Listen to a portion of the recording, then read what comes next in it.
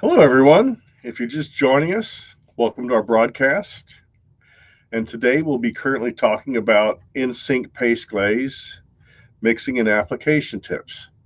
So, thank you for joining us. Let's get started. Kind of a new format we have here today where we're going to be talking with a video. We should have better pictures this way.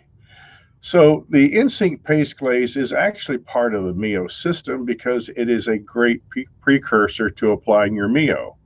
And what you want to do is open up your jar, and this is a new jar here, and you're going to see it has a liquid component as it settles out in shipment, and then a base material.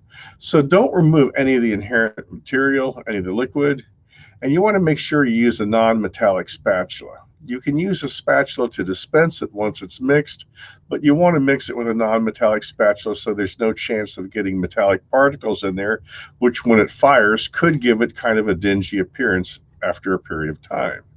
You want your texture to be kind of a honey or molasses type consistency where it sags when you pull it out of the jar. So I'll dispense some here. It should have a nice thin, kind of slightly pasty consistency to it when you apply it to a glass slab. Always use the glaze liquid, never water. Water sometimes will spit and leave little pock marks, so you always want to have the InSync glaze liquid.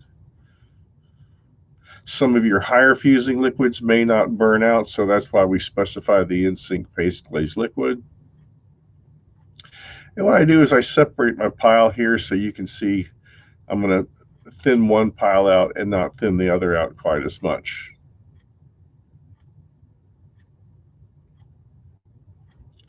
So this is just a number one sable brush, and after visiting numerous labs, I found that the number one brush is the right size to give you a nice, even, smooth application. Not that you can't use a smaller brush, but when you have a brush this size, it's easier to apply it in a very gentle fashion. Now this is the undiluted pile, and it's straight from the jar, and you see it's just a little bit too thick to apply smoothly. It's kind of like a texture of sour cream when it goes on, so it has a little bit of dimension to it, and this will not make it easy to apply Mio on top of it.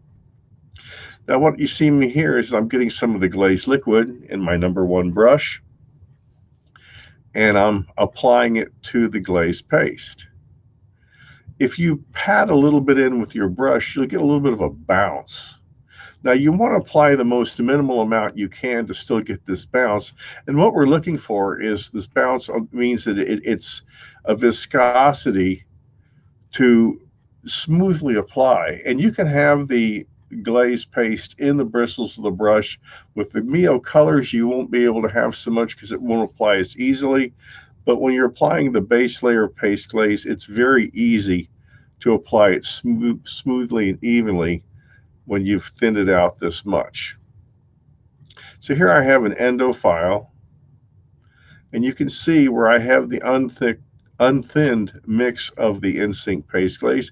It's got quite a bit of dimension to it, whereas if I apply it to where I've thinned it out with a little bit of the InSync glaze liquid, it has a nice even thickness, and after I take the endo file out, it actually reseals.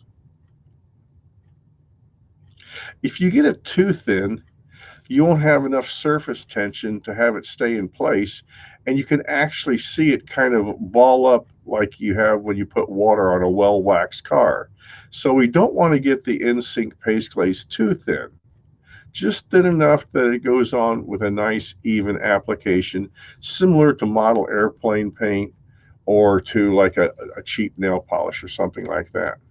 You always want to use a very parallel application.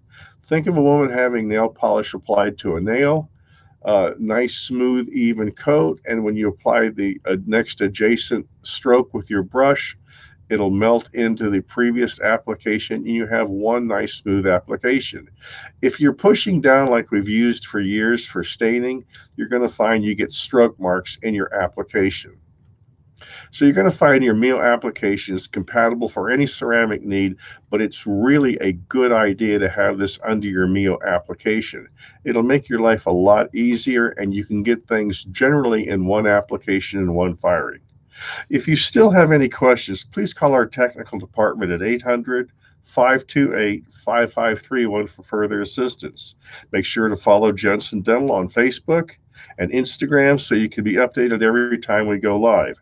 And you can visit jensendental.com/Mio to learn more about Mio. And please click the follow button to get notifications of future Mio education tips and tricks. This has been Terry McQuiston for Jensen, and I'm happy to be here for your assistance.